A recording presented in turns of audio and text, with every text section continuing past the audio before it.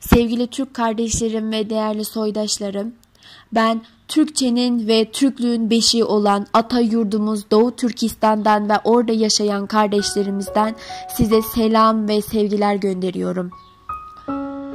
Ben de Türkiye'de yaşıyorum ama birkaç gün önce Doğu Türkistan'dan gelen bir mesaj beni çok üzdü ve bu mesajı sizinle paylaşmak istedim. Mübarek Ramazan aylarında Doğu Türkistanlılar için de dua etmeyi unutmayın.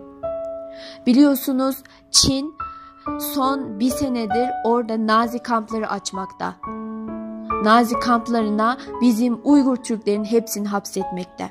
Sözde bunlar bu toplama kamplarına bizim halkımızı götürüp orada eğitecekler, eğitim verecekler ama burası da bir nevi cezaevidir. Çünkü orada görülen işkenceler, zulümleri biraz biliyoruz, duyuyoruz. Bunu sizi de duyurmak istedim.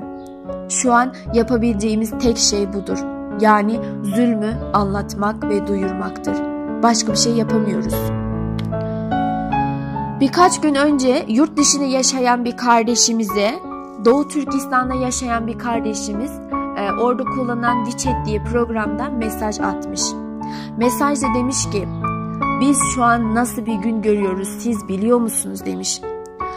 Köyde yaşayan bir abla varmış, Doğu Türkistan Uygur Türk'ü bir abla.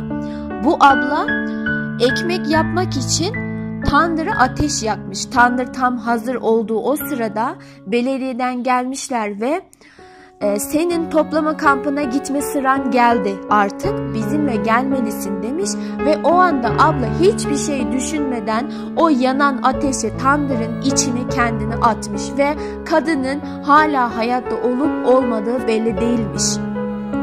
Başka bir yerde bir abimize de gelmişler, sıra sana geldi, listede ismin var, bizimle gelmelisin demiş. Abimiz de demiş ki ben gidip çocuklara 5 dakika bir şey söyleyip hemen geri geleceğim demiş ve evindeki fare ilacını içmiş, anında can vermiş. Bu ne demek oluyor? Ben bunları size anlattıktan sonra artık bir şey dememe gerek de kalmadı.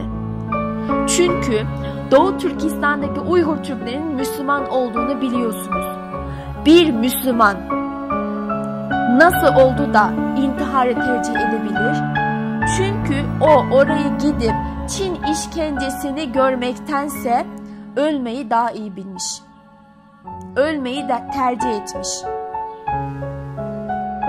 Bu olaylar bunlar gerçek olaylar. Çünkü bunu Doğu Türkistan'dan gönderdiler. Onlar o toplama kampların içinde neler olduğunu biliyorlar.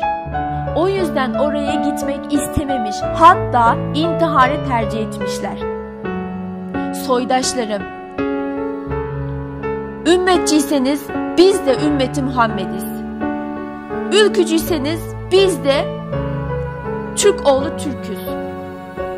İnsan haklarını savunacak biri olsanız bizim oradakiler şimdi bağımsızlık mücadelesi değil de hayatta kalma mücadelesi veriyorlar.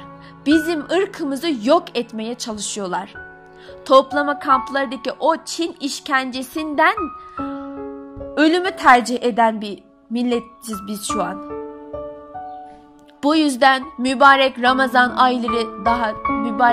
aylarındayız. Bizi unutmayın duanızda. Allah sizden razı olsun. Ettiğiniz her duanızı Allah kabul etsin. Yeryüzünde Çin zulmü gören 35 milyon Uygur Türkleri var ve Doğu Türkistan diye bir yeri haritadan sildiler ama inşallah bir gün gök bayrağımızla Doğu Türkistan'a geri döneceğiz. Bunun için bize duacı olun lütfen.